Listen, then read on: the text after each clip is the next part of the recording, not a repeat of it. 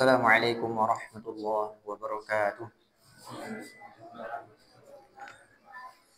Alhamdulillah bi ni'matihi tatimmu shalihat. Asyhadu an la ilaha illallah wahdahu la syarika lah wa asyhadu anna Muhammadan 'abduhu wa rasuluh. Allahumma shalli wa sallim wa barik ala nabiyyina Muhammadin wa ala alihi wa sahbihi ajma'in. Amma ba'd. Jemaah yang dirahmati Allah Subhanahu wa taala, alhamdulillah di sore menjelang malam ini Allah berikan kepada kita nikmat untuk bermuajahah, untuk kembali mengilmui diri kita dengan salah satu ilmu-ilmunya Allah Subhanahu wa taala. Baik, jemaah yang dirahmati Allah Subhanahu wa taala, kita akan masuk kepada kitab Ashru Qawaid fi Tazkiyatin Nafas, yaitu 10 kaidah di dalam penyucian jiwa. Qala al-muallif rahimahullahu ta'ala wa nafa'ana bihi wa bi 'ulumihi fid dharain amin. Imam Abdul Razak, Syekh Abdul Razak, beliau memulai tulisannya dengan sebuah kalimat yang itu sepertinya sudah biasa kita pakai. Beliau menggunakan kalimat basmalah, Bismillahirrahmanirrahim, di mana ini adalah menunjukkan bahwasanya basmalah itu kalimat yang penuh dengan keberkahan. Selain banyak berkahnya ketika kita memulai sesuatu itu dengan basmalah, di dalamnya juga terdapat makna-makna. Dan salah satu contoh maknanya di dalam kalimat basmalah ini ada di huruf ba-nya. Di kata bismillah, ba-nya yang pertama itu adalah sebagai tanda isti'anah. Ya. Isti'anah itu adalah tanda bahwasanya kita ini makhluk yang lemah dan kita membutuhkan pertolongan dari Allah, makanya kita memohon kepada Allah. Bismillahi itu sebagai kita meminta pertolongan kepada Allah dengan menyebut namanya Allah Subhanahu wa taala. Allah ini adalah lafaz jalalah, yang mana semua dari banyaknya nama-nama Allah Subhanahu wa taala itu sudah terrangkum di dalam satu nama ini, yaitu nama Allah. Kemudian dilanjutkan dengan menyebutkan nama Allah yang lain, Ar-Rahman, Ar-Rahim. Nah, di sini Ar-Rahman dan Ar-Rahim itu dua kata yang akar katanya itu sama. Akar katanya dari ro, ha, dan mim, yang artinya adalah rahmat. Ya. Nah, perbedaannya apa? Perbedaan antara Ar-Rahman dan Ar-Rahim. Ar-Rahman itu adalah rahmatnya Allah, kasih sayangnya Allah yang Allah berikan kepada seluruh makhluk hidupnya. Mau dia beriman kepadanya, mau dia kafir atau mengingkari Allah Subhanahu wa taala, pasti akan Allah berikan kasih sayangnya. Nah, itu Ar-Rahman itu ditunjukkan kepada makhluknya ketika di dunia. Berbeda dengan Ar-Rahim. Kalau Ar-Rahim itu sifatnya Allah Subhanahu wa taala yang itu khusus. Kalau Ar-Rahman tadi seluruh makhluk hidup, baik yang beriman maupun yang tidak beriman atau kafir itu. Kalau Ar-Rahim itu khusus untuk orang-orang yang beriman saja. Dan ini akan Allah berikan nanti ketika di akhirat. Nah, ini bedanya Ar-Rahman dengan Ar-Rahim. Kalau Ar-Rahman itu maknanya luas, yang mana itu diberikan kepada orang mukmin dan juga kafir. Tetapi Ar-Rahim itu khusus untuk orang-orang yang beriman saja. Dan semoga kita mengharap dengan selalu mengawali aktivitas kita itu dengan kalimat basmalah, kita mendapatkan ar-rahimnya Allah Subhanahu wa taala. Kemudian Syekh melanjutkan muqaddimahnya dengan mengatakan, menuliskan alhamdulillahi rabbil alamin. Segala puji hanya milik Allah, Rabb semesta alam. Ini menunjukkan bahwasanya hanya Allah Subhanahu wa taala yang pantas diberikan pujian seperti ini. Karena Allah lah Tuhan yang mengatur, yang menciptakan dan juga memelihara alam semesta ini. Nah, ini juga mencerminkan adab seseorang ketika menuliskan sesuatu, atau adab seseorang ketika ingin menyampaikan sesuatu, maka dimulailah dengan kalimat tahmid ini atau alhamdulillahirabbil alamin sebagai menunjukkan sebagai dia itu merasa bersyukur kepada Allah Subhanahu wa taala. Wassalatu wassalamu ala asyrafil anbiya'i wa khatamil mursalin.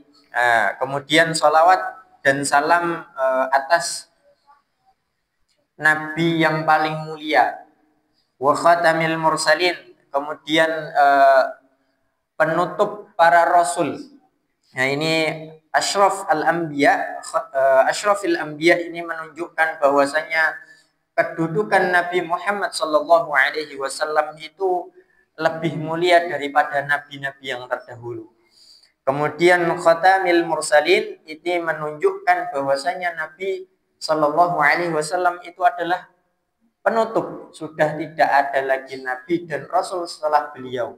Sebagaimana Allah sebutkan di dalam Quran surat Al-Ahzab, maka Muhammadun aba ahadin min rijalikum walakin Rasulullah wa khataman nabiyyin. Itu menunjukkan bahwasanya setelah Nabi Muhammad sallallahu alaihi wasallam sudah tidak ada nabi dan rasul lagi. Dan ini adalah salah satu bagian penting dari akidah kita. Nah, kalau kita mungkin sering mendengar berita atau peristiwa orang yang kemudian mengaku sebagai utusan Allah, mengaku sebagai nabi yang baru, mengaku sebagai apalagi sebagainya itu, kemudian kita na'udzubillah mempercayainya karena iming-iming dan lain sebagainya, kehidupan dunia yang layak, kemudian akhirat yang terjamin, kemudian kita tergiur dengan itu, maka ini akan menjadi alarm untuk kita semua bahwasanya akidah kita sedang tidak baik-baik saja.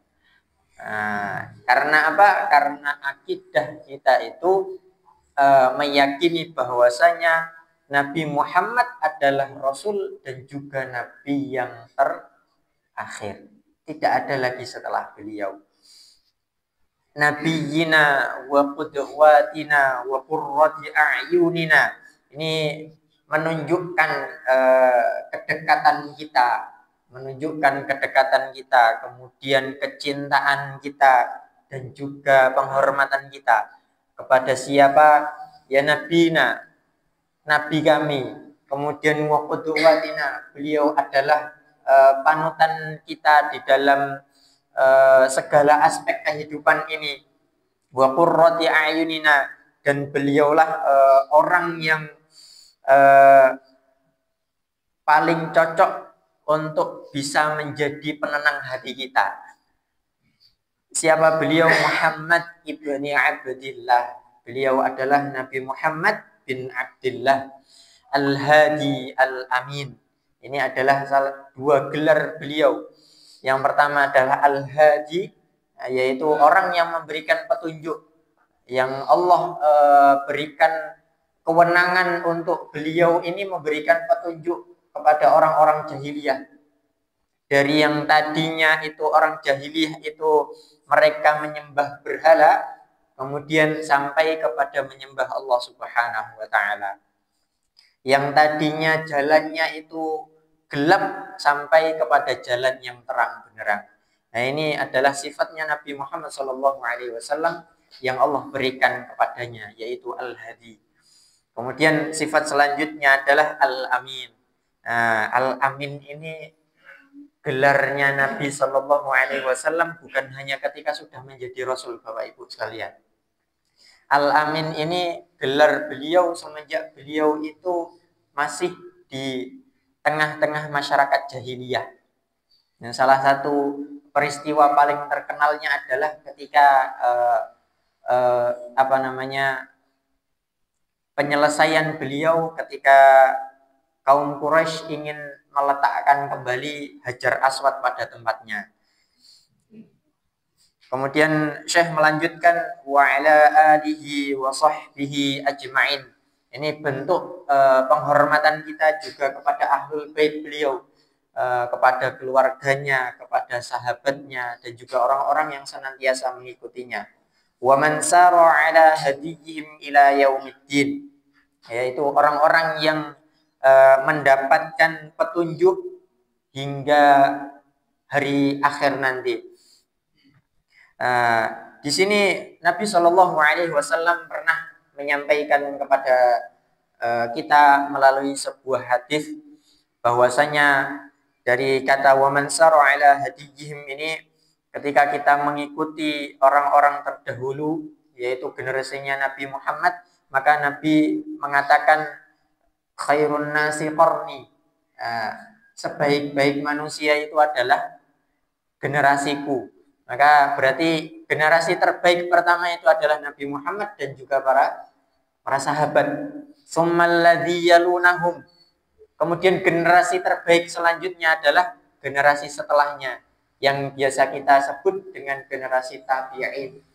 Tsummal ladzi yalunahum. Kemudian generasi setelahnya yang kita kenal dengan generasi tabi'ut tabi'in.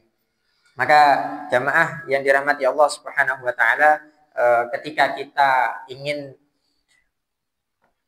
mencari contoh terbaik, maka kita akan mencari generasi terbaik, yaitu generasinya Nabiullah Muhammad Sallallahu Alaihi Wasallam. Setelah itu mencari generasi selanjutnya, mencari generasi selanjutnya. Dan ditutup muqaddimahnya dengan amma ba'du.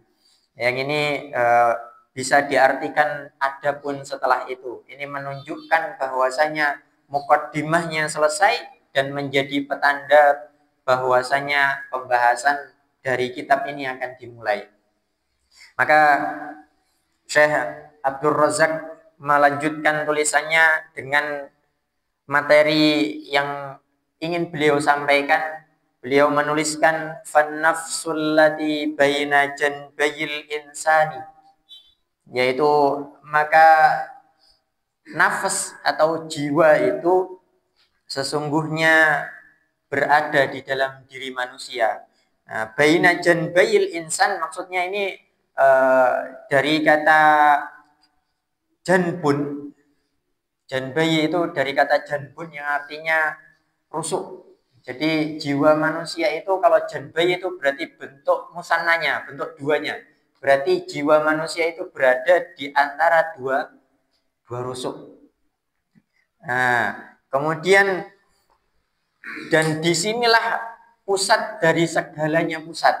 Jiwa ini adalah pusatnya pusat. Ketika kita ingin melakukan sesuatu, kemudian kita mempunyai niat, nah itu pusatnya ada di jiwa. Yang mana itu disebutkan adalah sebagai pusatnya niat. Kemudian kita memiliki kehendak untuk melakukan sesuatu, itu timbulnya juga dari jiwa kita. Bukan dari akal, tetapi dari jiwa. Dan kemudian kesadaran kita itu munculnya juga dari jiwa kita. Amruha azimun wa sya'nuha kabirun. Perkara jiwa itu adalah perkara yang sangat agung, Bapak Ibu sekalian. Wa sya'nuha kabirun. Dan urusannya itu adalah urusan yang sangat besar. Jadi persoalan tentang jiwa ini nggak bisa kita sepelekan.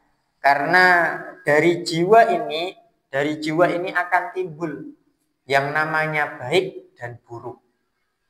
Nah, di jiwa ini, di nafs ini, jamaah yang dirahmati Allah Subhanahu wa taala, ini menjadi sebuah medan perjuangan kita di dalam kehidupan ini. Ini yang akan menentukan kita berada di jalan yang benar dan baik atau di jalan yang salah. Dan itu semuanya terpusat pada jiwa kita. Ibnu Qayyim rahimahullah ta'ala pernah mengatakan bahwasanya perbaikan hati itu adalah inti dari agama kita. Kalau hatinya nggak diperbaiki, ilmunya banyak percuma Bapak Ibu sekalian. Kalau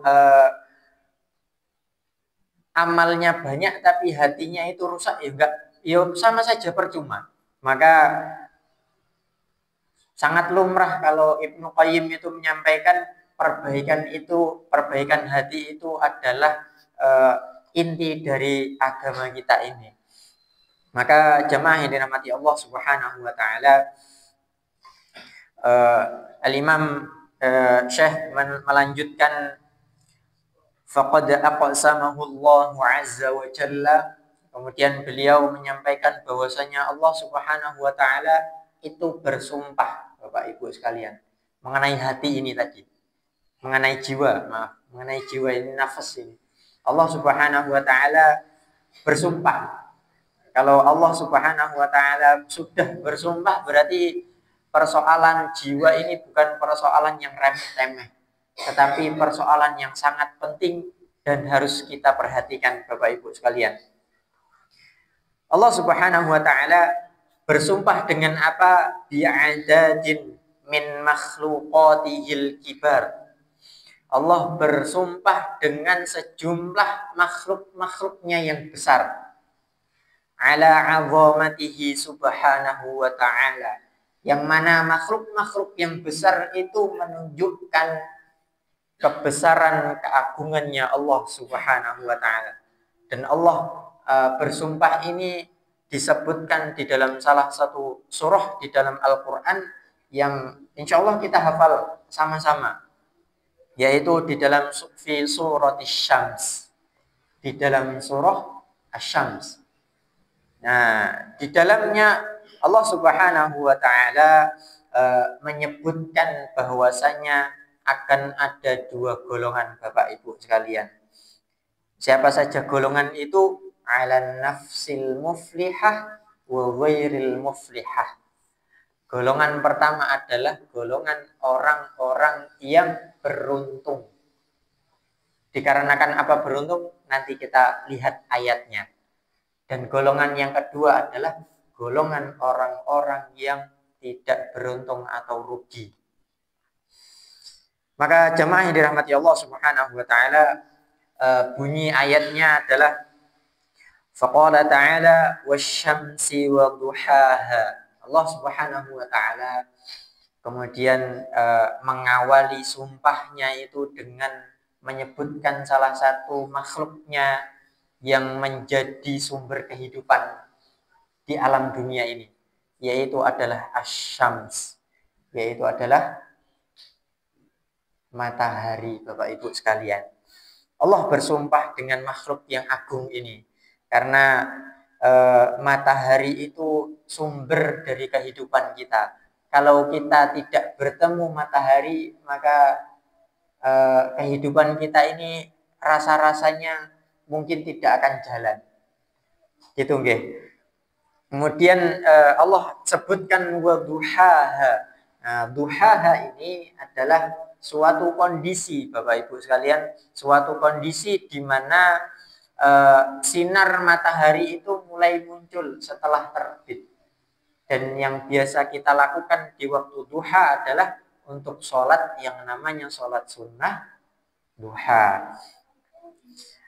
Jemaah yang dirahmati Allah Subhanahu wa taala, Allah menyebutkan matahari di awal sumpahnya ini menunjukkan bahwasanya matahari itu adalah tanda dari salah satu tanda dari kekuasaannya Allah Subhanahu wa taala.